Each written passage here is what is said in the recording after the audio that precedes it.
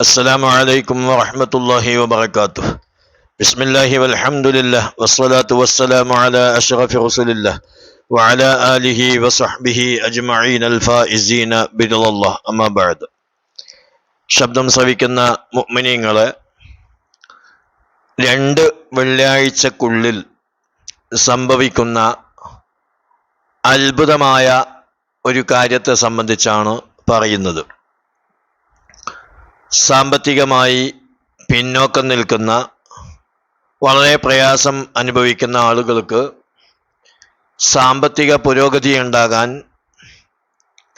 വെള്ളിയാഴ്ച ജുമാ നിസ്കാരം കഴിഞ്ഞ ശേഷം മറ്റുള്ളവരോട് ഒരു സംസാരവും സംസാരിക്കാതെ ഖിബ്ലക്ക് മുന്നിട്ടിരുന്നു കൊണ്ട് 100 വട്ടം ഖുൽ ഹുവല്ലാഹു അഹദ് എന്ന സൂറത്ത് ഓതുക.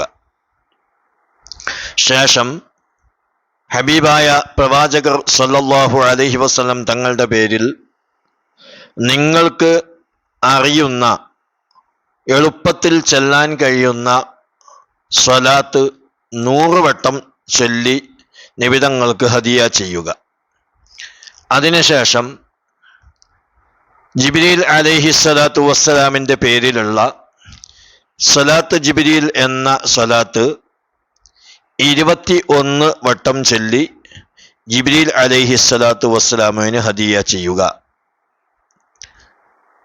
ആ സ്വലാത്ത് അല്ലാഹുമ്മ സ്വല്ലി അലാ സയ്യിദിനാ ജിബ്രീൽ സയ്യിദി അഹ്ലിസ്സമാ വസല്ലി അലാ സയ്യിദിനാ ജിബ്രീൽ അദദത് തുറാബി വൽ മാ വസല്ലല്ലാഹു അലാ ജിബ്രീൽ എന്ന സ്വലാത്താണത്. അതിനുശേഷം 70 വട്ടം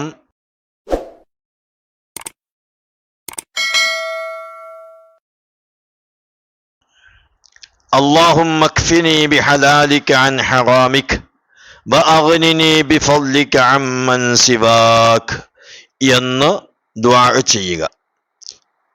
ഇങ്ങനെ ഒരാൾ ചെയ്യുകയാണെങ്കിൽ അടുത്ത ജുമാ ദിവസം ആകുന്നതിന് മുമ്പ് തന്നെ അവനിക്ക് സാമ്പത്തിക പുരോഗതി ഉണ്ടാകുന്നതും ഐശ്വര്യം വന്നെത്തുന്നതും ആണ്. ചില റിപ്പോർട്ടുകളിൽ 100 ആവശ്യങ്ങൾ പൂർത്തിയാക്കപ്പെടുമെന്നും 70 എണ്ണം പരലോകത്തിൻ്റെതാണെന്നും 30 എണ്ണം ഇഹലോകത്തിൻ്റെതായിരിക്കുമെന്നും കാണാം. നല്ല ഒരു അഅ്മാലാണ്. ഇൻഷാ അല്ലാഹ് കഴിയുന്നവർ ഇത് പ്രവർത്തിക്കുക. സാമ്പത്തിക പുരോഗതി ഉണ്ടാകാൻ നല്ലൊരു വഴിയാണ്. അല്ലാഹു തആല നമുക്ക് സമ്പത്ത് ഹലാലായ നിലക്കുള്ളത് ധാരാളം നൽകുമാറാവട്ടെ.